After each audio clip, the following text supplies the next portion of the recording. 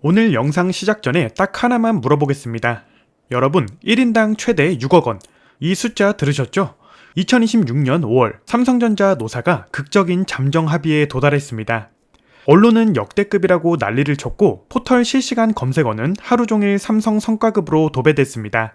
직장인 평균 연봉이 4천만 원 초반이라는 나라에서 성과급 하나로 6억 원을 받는다? 밖에서 보면 그야말로 미친 잔치처럼 보이는 거 당연한 거죠. 그런데 말입니다. 저는 오늘 그 잔치상의 뒷면을 보여드리려고 합니다. 6억 원이라는 숫자, 솔직히 말씀드리겠습니다. 이건 여러분 통장에 꽂히는 현금이 아닙니다. 전액이 자사주입니다. 주식으로 주는 것입니다. 거기다 받은 주식을 당장 다 팔 수도 없습니다. 절반 가까이는 1년, 2년을 묵혀야 겨우 현금화가 됩니다. 그리고 결정적으로 이 제도가 2026년부터 2035년까지 딱 10년 동안 고정으로 묶여버린 것입니다. 쉽게 말하면 6억을 쟁취한 게 아닙니다. 6억짜리 족쇄를 스스로 발목에 찬 것입니다. 근데 진짜 소름이 돋는 건 그 다음입니다.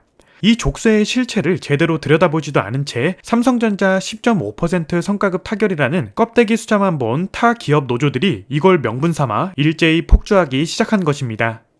카카오, 현대차, LG유플러스, 조선업계 할 것 없이 야, 삼성도 저렇게 주는데 우리도 영업이익 N% 고정으로 내놔라며 맹목적인 파업 도미노의 도화선에 불을 당겨버린 것이죠. 오늘 끝까지 보시면 이 성과급 잔치가 왜 여러분의 일자리와 여러분 자녀들의 취업 기회를 그리고 여러분이 사는 동네 상권을 완벽하게 무너뜨리는 청구서가 되는지 그 인간관계를 명확하게 가져가실 수 있을 것입니다. 만약 이 도미노가 멈추지 않는다면 기업들이 선택하는 버튼은 딱 하나입니다. 사람 대신 로봇입니다. 그 버튼이 지금 이미 눌리고 있다는 사실, 오늘 하나하나 파헤쳐 드리겠습니다. 자, 먼저 이번 합의 내용부터 제대로 뜯어보죠. 삼성전자 노사가 이번에 합의한 핵심 내용은 이겁니다. DS 부문, 그러니까 반도체 사업부에 한해서 특별 경영 성과급이라는 걸 새로 만들었습니다. 해당 사업의 성과를 기준으로 영업이익의 10.5%를 성과급 재원으로 잡고 상한선은 아예 없앴습니다. 올해 삼성전자 영업이익 전망치가 약 300조 원 안팎이라고 하니까 여기서 10.5%면 산술적으로 31조 원이 넘는 돈이 성과급 재원으로 풀리는 것입니다. 이걸 메모리 반도체 사업부 직원 수로 나누면 1억 원 최대 6억 원 가까이 나온다는 계산이 나오는 거고 적자 사업부 직원들도 최소 1억 6천만 원은 확보된다는 구조입니다. 감이 잘 안 오시죠? 한 푼도 안 쓰고 꼬박꼬박 모아야 15년이 걸리는 돈을 성과급 한 방에 받겠다는 얘기입니다. 밖에서 보면 부러울 수밖에 없는 숫자인 건 맞습니다. 근데 말입니다. 이 화려한 합의문의 잉크가 채 마르기도 전에 삼성전자 안에서 전혀 예상치 못한 일이 벌어졌습니다. 노조가 내부에서부터 무너지기 시작한 것입니다. 왜냐? 이번 협상이 처음부터 끝까지 반도체 DS 부문 중심으로만 돌아갔기 때문입니다. 스마트폰과 가전제품을 만드는 DX 부문, 그러니까 완제품 사업부 직원들은 사실상 이번 잔치상에서 들러리를 선 것입니다. 똑같은 삼성전자 사원증을 달고 똑같은 건물에서 일하는데 옆 사업부는 최대 6억이고 나는 600만 원짜리 자사주 하나 던져주고 끝입니다. 복장이 터질 수밖에 없는 거 아니겠습니까? 결과가 어떻게 되겠습니까? 합의 발표 이후 한 달 반 사이에 DX 부문 조합원 6,000명이 넘게 탈퇴 신청을 때렸습니다. 여기서 끝이 아닙니다. DX 부문 직원 5명이 뭉쳐서 수원지방법원에 교섭 중지 가처분까지 신청했습니다. 같은 노조 소속 조합원이 자기 노조를 법원에 끌고 간 것입니다. 이게 말이 되는 일입니까? 노조가 싸워서 얻어낸 성과를 놓고 같은 노조 안에서 노동자끼리 법적 다툼을 벌이는 이른바 노노 갈등이라는 초유의 사태가 벌어진 거죠. 한 발 물러서서 큰 그림을 보면 상황이 더 심각합니다. 삼성전자 초기업 노조가 교섭 대표권을 유지하려면 전체 조합원 과반을 넘겨야 하거든요. 현재 마지노선이 약 6만 4천 명 수준으로 추정되는데 지금처럼 탈퇴러시가 계속되면 과반 노조 지위 자체가 흔들립니다. 교섭권을 잃을 수도 있다는 얘기입니다. 6억 원을 따냈는데 정작 그 6억을 지켜줄 울타리가 안에서부터 무너지고 있는 아이러니한 상황인 거죠. 이거 비유를 들자면 말입니다. 명절에 큰 집 모여서 재산 분배 문제로 형제들끼리 격하게 싸운 끝에 큰형이 몫을 확 늘려받았는데 막상 그 집 살림을 같이 꾸려가던 둘째, 셋째가 나 이 집 안 산다며 짐 싸기 시작하는 꼴입니다. 이기고도 이긴 게 아닌 상황이 된 거죠. 한 집 안에서의 내전이 시작된 것입니다. 그리고 이 불씨가 삼성전자라는 담장 안에서만 끝났다면 그나마 괜찮을 것입니다. 진짜 문제는 이 불씨가 담장 밖으로 튀어나가면서 한국 경제 전체를 흔들기 시작했다는 데 있습니다. 삼성전자 10.5% 성과급 타결 소식이 퍼지자마자 전 산업계의 노조들이 동시다발적으로 움직이기 시작했습니다. 현대차 노조는 순이익의 30%를 내놓으라고 했고 LG U+는 영업이익의 30% 배분을 요구했습니다.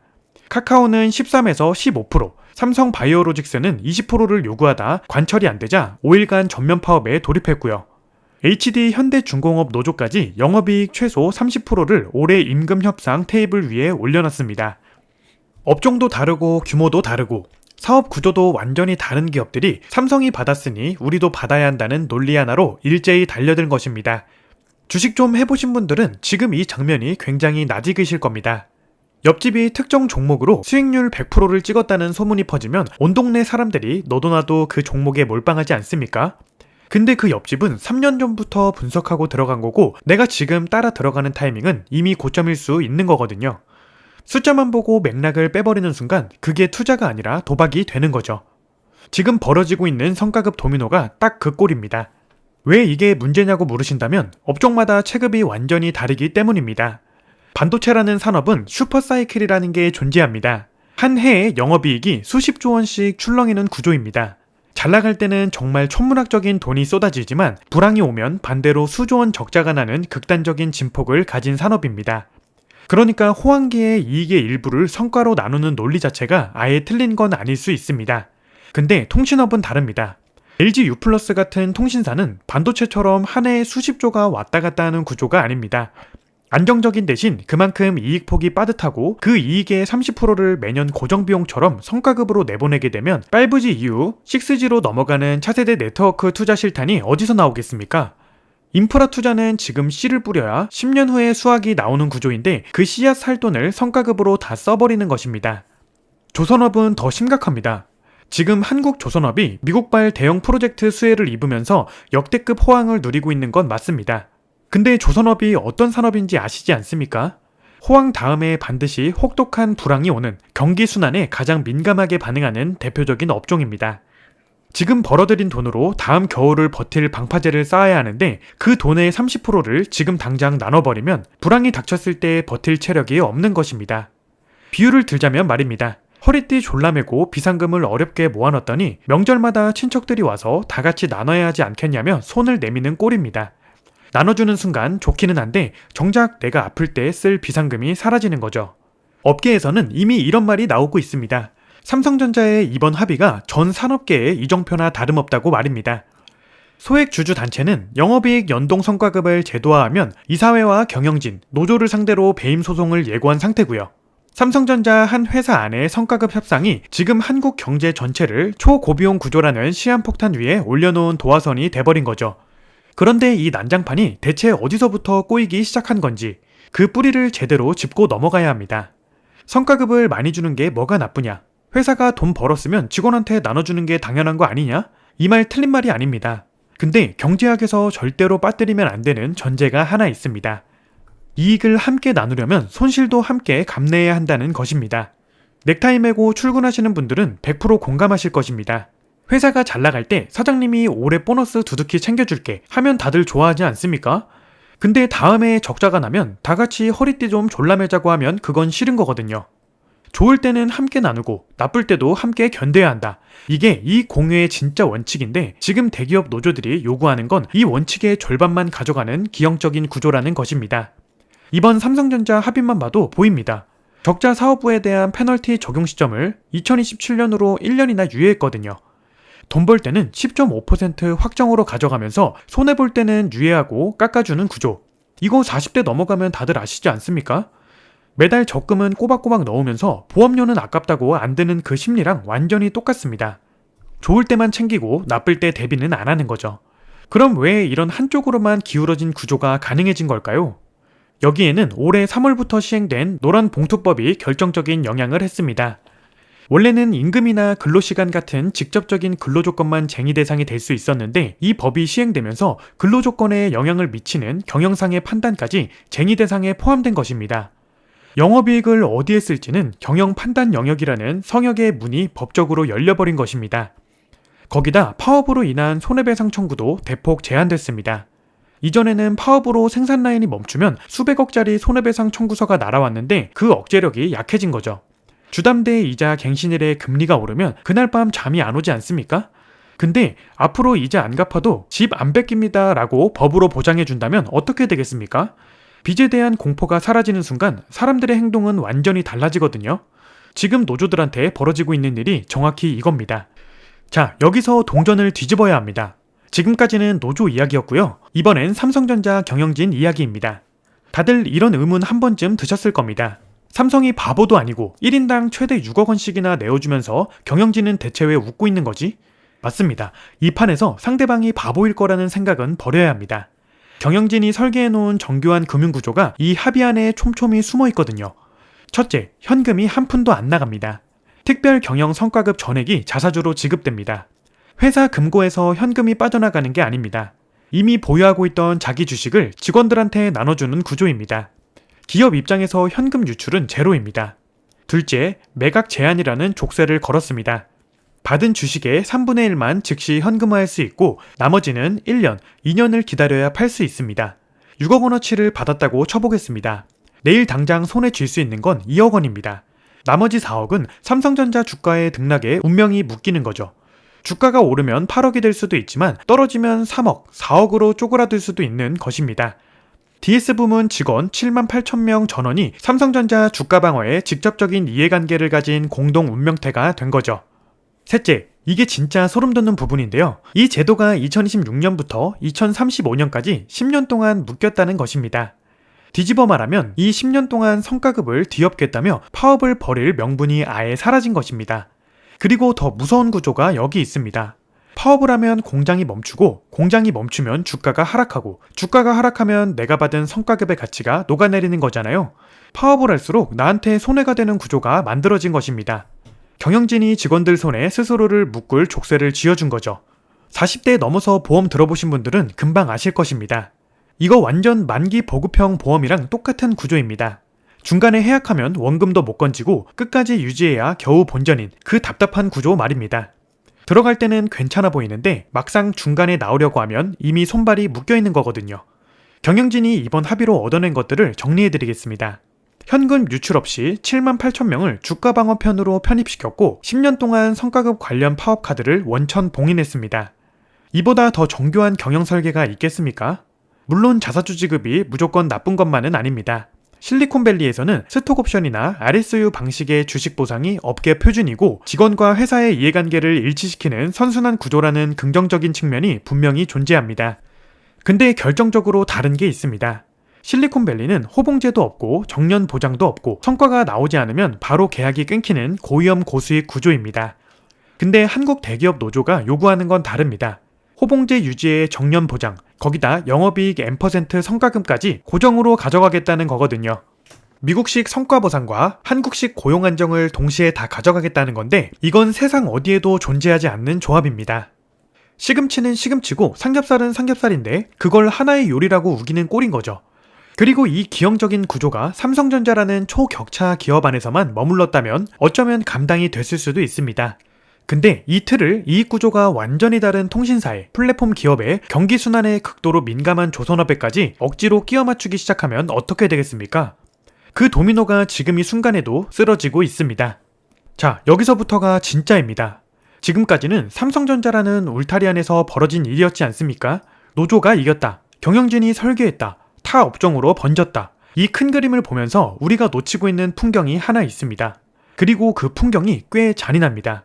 대기업 노조가 영업이익의 N%를 성과급으로 가져가겠다며 파업 카드를 꺼내는 동안 그 파업의 충격을 고스란히 등에 짊어지는 사람들이 있습니다.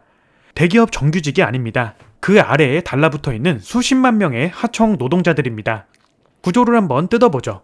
반도체 공장 하나가 돌아가려면 장비 유지 보수, 클린룸 관리, 자재 운반, 시설 점검 같은 수많은 공정이 협력업체를 통해 이루어집니다. 대기업이 심장이라면 하청업체는 모세혈관입니다.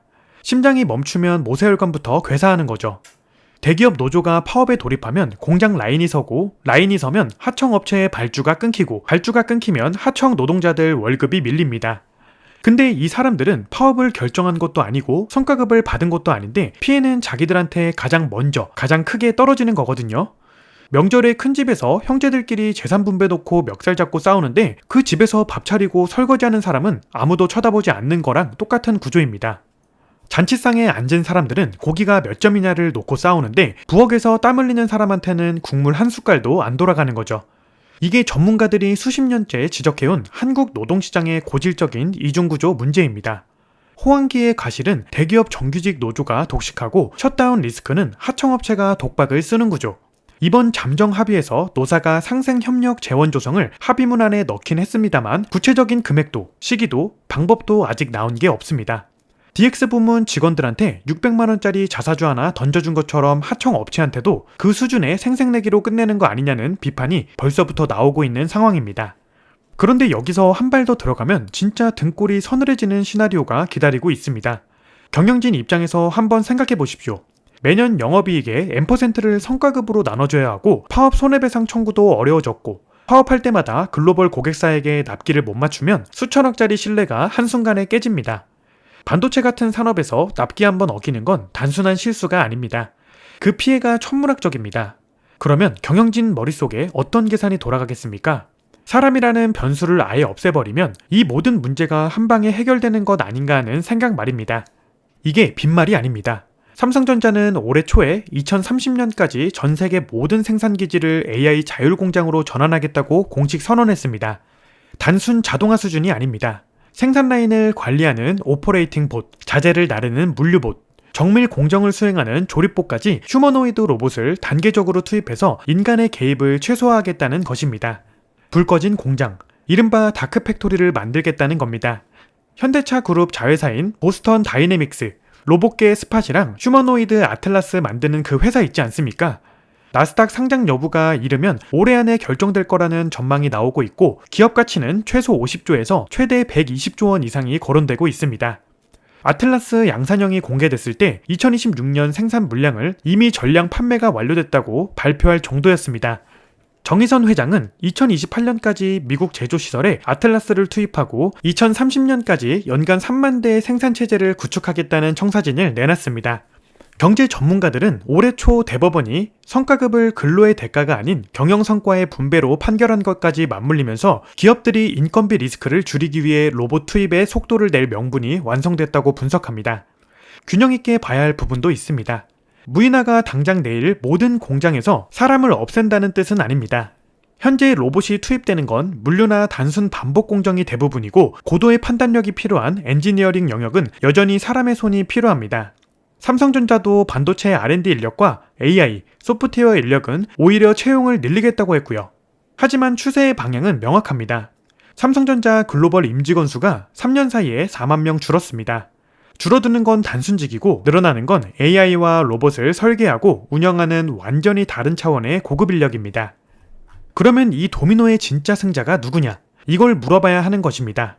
노조가 승리했다고요? 6억짜리 자사주 족쇄를 찬 것입니다.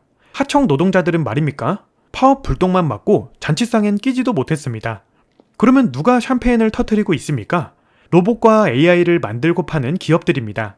노조의 파업 도미노가 거세질수록 경영진들은 사람이라는 통제 불능의 변수를 원천 차단하겠다는 확신을 굳히고 있고 그 확신이 다크팩토리와 피지컬 AI라는 거대한 산업 전환에 가속 페달을 밟고 있는 것입니다. 파업이라는 무기를 힘껏 휘두를수록 그 무기가 자기 발등을 찍는 부메랑이 되어 돌아오고 있다는 것입니다. 이제 최종 청구서를 한번 꺼내보겠습니다. 매년 영업이익의 10%, 20%, 30%가 고정 인건비처럼 빠져나가는 구조가 전 산업에 고착된다고 가정해봅시다. 그 돈이 원래 어디로 갈 돈이었겠습니까? 신규 투자입니다. 새 공장을 짓고 신기술 개발하고 해외 시장 개척하고 신사업에 베팅하는 데 쓸 돈입니다. 그 돈이 성과급으로 빠져나가면 기업의 미래투자 여력이 쪼그라드는 거거든요. 월급 300만 원을 받는데 고정 지출이 30%씩 늘어나면 어떻게 됩니까? 저축이 줄고 적금이 깨지고 목돈 모아서 하려던 이사나 차 구입이나 자녀 교육비 같은 미래 계획이 전부 밀리지 않습니까? 기업도 똑같습니다. 지금 쓸 돈이 늘어나면 미래에 쓸 돈이 사라지는 것입니다. 기업이 신규 투자를 줄이면 뭐가 사라지겠습니까? 새로운 일자리입니다. 공장을 안 지으니 건설 일자리가 사라지고 신사업을 안 하니 신규 채용이 얼어붙고 R&D를 줄이니 연구직 자리가 쪼그라드는 것입니다. 거기다 무이나 가속까지 더해지면 기존에 있던 생산직 일자리마저 로봇한테 넘어가는 거잖아요. 이 청구서가 누구한테 제일 먼저 날아오겠습니까? 지금 취업 준비하고 있는 청년들입니다. 올해 대학 졸업하고 이력서 돌리고 있는 자녀분들입니다. 대기업 채용문이 좁아지는 정도가 아니라 아예 문 자체가 닫혀버릴 수 있다는 것입니다. 부모 세대가 누려온 대기업 정규직이라는 안정적인 사다리가 이 성과급 도미노와 무이나 가속이 맞물리면서 밑에서부터 잘려나가고 있는 것입니다. 그리고 한 가지 더 있습니다. 이 초고비용 구조가 고착되면 기업들이 선택할 수 있는 카드가 하나 더 있습니다. 해외 이전입니다.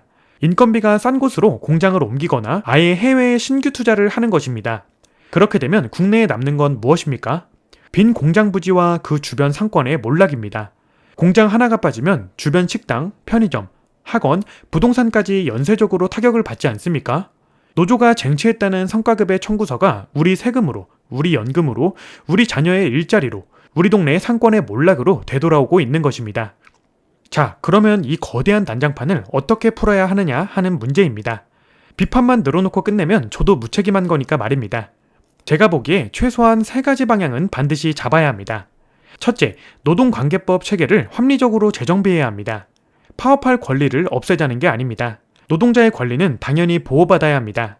문제는 경영상 판단의 영역까지 쟁의 대상으로 열어놓은 현재 구조가 파업의 일상화를 부추기고 있다는 것입니다. 파업의 범위와 책임을 합리적으로 재설정해서 기업 경쟁력과 노동권이 균형을 이루는 틀을 다시 짜야 합니다.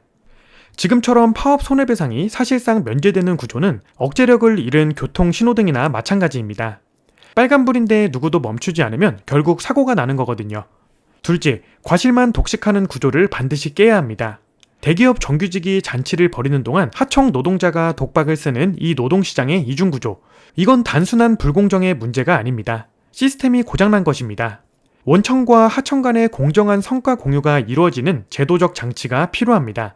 같은 현장에서 같은 땀을 흘리는데 보상이 하늘과 땅 차이라면 그 격차는 언젠가 반드시 더 큰 사회적 비용으로 돌아옵니다. 상생협력 재원을 합의문 한 줄에 끼워 넣는 수준이 아니라 구체적인 금액과 집행 방식이 법제화되어야 합니다. 셋째, 무인화 시대는 막을 수 없습니다. 그렇다면 지금부터 준비해야 합니다.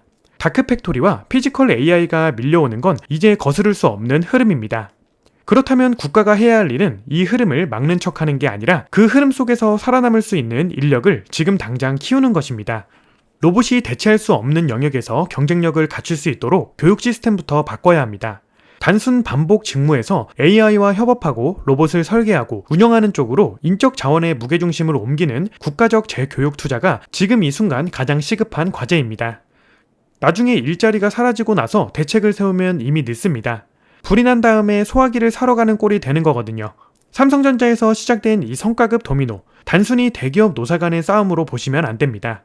이건 한국 경제의 비용 구조가 어떤 방향으로 고착되느냐의 문제이고 로봇과 AI로의 전환이 얼마나 빠르게 가속되느냐의 문제이고 결국 우리 자녀 세대가 어떤 노동시장에서 살아가게 되느냐의 문제입니다. 여러분께 오늘 마지막 질문을 드리겠습니다. 삼성이 던진 6억짜리 자사주 족쇄, 그리고 이를 보고 전 산업계로 번진 성과급 도미노 사태. 여러분은 이게 우리 경제에 득이 될 거라고 보십니까? 아니면 독이 될 거라고 보십니까? 그리고 여러분이 지금 이 상황을 타개할 단 하나의 카드를 쥐고 있다면 어디서부터 손을 대시겠습니까? 여러분의 날카로운 생각을 댓글로 남겨주십시오. 하나하나 직접 읽어보겠습니다. 그럼 시청해주셔서 감사합니다.